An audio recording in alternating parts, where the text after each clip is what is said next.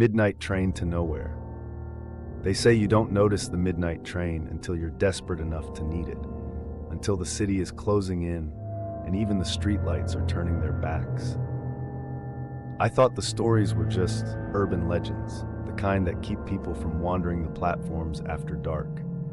But last night, clutching a crumpled letter and running from mistakes that felt bigger than the city itself, I found myself standing before the train's gaping doors. The carriage was almost empty, save for a handful of silent passengers.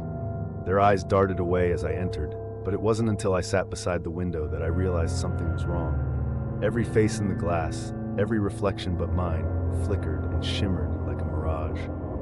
As the train lurched forward, the world outside warped into a blur, and the hum of the tracks grew louder, almost like chanting. I tried to calm myself, telling my reflectionless self it was just exhaustion, but the other riders' stillness gnawed at me. They didn't blink, they didn't breathe. Their eyes were endless, swirling pits that seemed to draw in the dim light.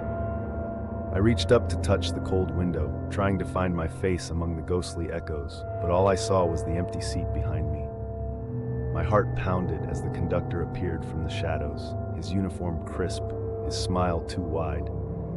He stopped at each passenger, asking for tickets in a voice that sounded like distant thunder. When he reached me, his gaze lingered, and I felt the weight of every unspoken rule on this forgotten train. "Ticket, please," he intoned, holding out a gloved hand.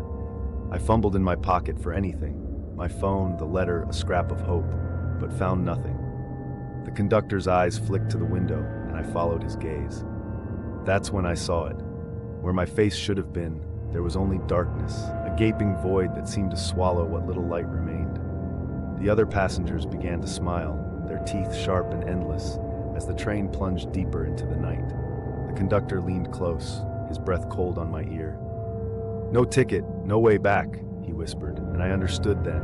The midnight train doesn't take you home. It takes you away, until all that's left is your absence in the glass.